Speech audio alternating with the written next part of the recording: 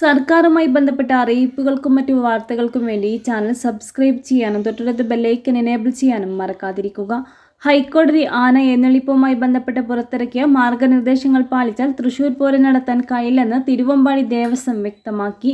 ഉത്സവങ്ങളുടെ നിലനിൽപ്പിനെ ബാധിക്കുന്ന വിധത്തിലുള്ള നിയന്ത്രണങ്ങൾ അംഗീകരിക്കാനാകില്ല എന്നും പൂരം ആചാരങ്ങളും ആന എഴുന്നള്ളിപ്പും ഇല്ലാതെ ചിന്തിക്കാനാകില്ല എന്നും ദേവസ്വം നിഷേധാത്മക നിലപാടുകൾക്ക് വഴങ്ങാതെ ഉത്സവ സംരക്ഷണത്തിനായി നിയമപരമായ നിലപാടെടുക്കണമെന്നും തിരുവമ്പാടി ദേവസ്വം സെക്രട്ടറി കെ ഗിരീഷ് കുമാർ വ്യക്തമാക്കി.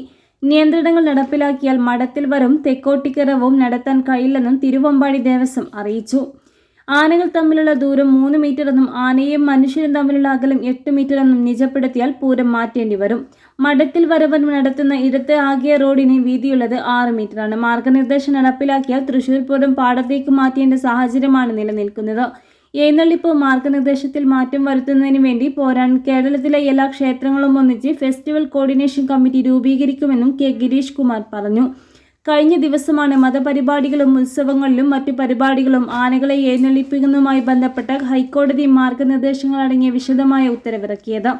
പൊതുവഴിയിൽ രാവിലെ 9 മണിക്കും വൈകിട്ട് 5 മണിക്കുമിടയിൽ ആനകളെ ഉപയോഗിച്ചുള്ള പരിപാടികൾ പാടില്ലെന്നും രാത്രി 10 മണിക്കും രാവിലെ 4 മണിക്കുമിടയിൽ ആനകളെ കൊണ്ടുപോകരുതെന്നും മാർഗരേഖയിൽ പറയുന്നു. തുടർച്ചയായി 3 മണിക്കൂറിൽ കൂടുതൽ ആനകളെ എഴുന്നള്ളിക്കരുത്. ഒരു ദിവസം 30 കിലോമീറ്ററിലധികം ആനയെ നടത്തിക്കൊണ്ടു പോകരുതെന്നും മാർഗരേഖയിൽ വ്യക്തമാക്കി.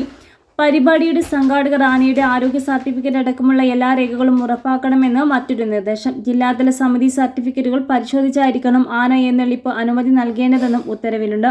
Justice A K Jayasankar Nambiar, justice A Gopinath എന്നിവരടങ്ങിയ ഡിവിഷണൽ ബെഞ്ചാണ് ഉത്തരവിട്ടത്. നല്ല ഭക്ഷണം, വിശ്രമം എന്നിവർക്കൊപ്പം എഴുന്നള്ളിക്കാൻ ആവശ്യമായ സ്ഥലം, പൊതുജനങ്ങളിൽ നിന്നുള്ള നിശ്ചിത ദൂരം എന്നിവ പരിശോധിച്ച് ഉറപ്പാക്കണമെന്നും മാർഗനിർദ്ദേശത്തിലുണ്ട്. ആനയെ കൊണ്ടുപോകുന്ന വാഹനത്തിന്റെ പരമാവധി വേഗത 25 കിലോമീറ്ററേ പാടുള്ളൂ. 125 കിലോമീറ്ററിലധികം ദൂരം വാഹനത്തിൽ കൊണ്ടുപോകരുതെന്നും ഈ വേഗത പ്രകാരം വാഹനങ്ങൾ സ്പീഡ് ഗവർണർ ഉറപ്പാക്കണമെന്നും കോടതി നിർദ്ദേശിച്ചു. ആന എഴുന്നള്ളിപ്പ് സംബന്ധിച്ച് സുപ്രീം കോടതി മാർഗനിർദ്ദേശങ്ങൾ നടപ്പാക്കാതെ നീട്ടിക്കൊണ്ടുപോവുകയാണെന്നും കേരളം എന്നും കോടതിയെ വിമർശിച്ചു. ഒരു ദിവസത്തിൽ 8 മണിക്കൂറെങ്കിലും ആനയ്ക്ക് വിശ്രമം കിട്ടണം. ആനകളെ കൊണ്ട് തലപ്പൊക്ക മത്സരം, പുഷ്പവൃഷ്ടി, അഭിവാദ്യം ചെയ്യൽ മത്സരങ്ങൾ ചെയ്യിപ്പിക്കുന്നതിന് നിയന്ത്രണങ്ങൾ തുടങ്ങിയ ഒട്ടേറെ മാർഗനിർദ്ദേശങ്ങളാണ് കോടതി പുറത്തിറക്കിയിരിക്കുന്നത്.